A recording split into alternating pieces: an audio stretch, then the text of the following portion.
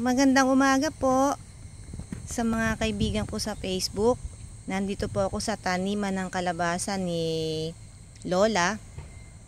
Alam niyo po, pinuntahan pa niya ako kanina sa bahay. Kinutok niya ako para tawagin niya ako kasi aanihin na daw po niya yung mga kalabasa na to at dilinisin niya na itong mga taniman. So, dali-dali po ang pumunta dito sa taniman ng kalabasa para makapag-video at ma-share ko po ang konting kaalaman. So, nakapanayam ko po siya kanina at ang sabi po niya sa akin, pag daw po yung mga dahon ng kalabasa ay nanilaw na, ayan po kung makikita po natin na pwede na pong anihin yung mga kalabasa. So, hahanap po tayo. Asan ba yung mga kalabasa? Kanina na napakarami nakikita. Ayan po, nasa loob po kasi ayan. Katulad po niyan. Yan, ayan po. Ayan pa. Ang sabi niya po sa akin, pag daw po yung kalabasa medyo light green pa, medyo ano pa siya, bata pa. So, pag ang kalabasa naging dark green na siya, yan. Pwede na pong anihin. Actually, ito po yung kalabasa na hindi lumalaki. Maliit lang po siya actually. Ayan po. Kung makikita po nyo, ayan. Maliit lang po siya, ayan. At saka meron po silang mga sapin na dayami. Nabanggit ko na sa inyo po dati na mas mainam po yung may sapin na dayami para po yung pag umulan, hindi po basa yung ilalim para hindi po nakababad yung kalabasa doon sa basa na lupa. So,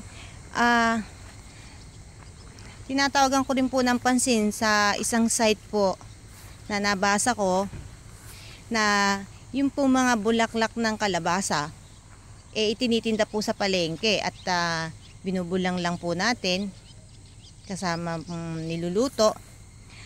Tinanong ko po kanina kay Lola na ganun din po pala dito sa Japan, na totoo nga po yun na may puno ng kalabasa na sa sinasabi pong female or male. Katulad po nitong bulaklak na to. Ito po yung bulaklak ng kalabasa na male. Kaya hindi po siya nagiging bunga. Hanggang bulaklak lang po sila. Yan po.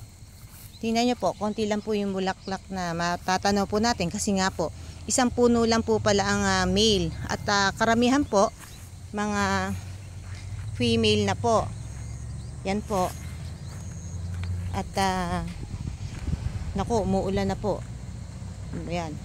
Ito, male po yan. Yan, pwede pong, ayan, nakikita nyo po ba, meron pang mga, antag doon? Putak, diba tawag doon? Or bee. Ayan, oh. Sa loob, okay. Ayun, sa loob po, sa loob. Yan po. Napakaraming opo. Yan po. Ito, yan ang kinakain natin sa Pinas, sa binubulan lang. Yan po. So, pag po pala tinanim yung puno ng kalabasa, hindi po maiwasan na meron ding susulpot na male na puno ng kalabasa. So, importante din po pala yung magkasama sila, yung female and male na puno. Yan po, yan. So, ngayon, pumapatak na po ulan at kailangan na pong harvestin yung mga kalabasa. Wait lang po. Obachang! Ya, eto, kondo wa, misiru no wa, chokin-chokin shimasu ne.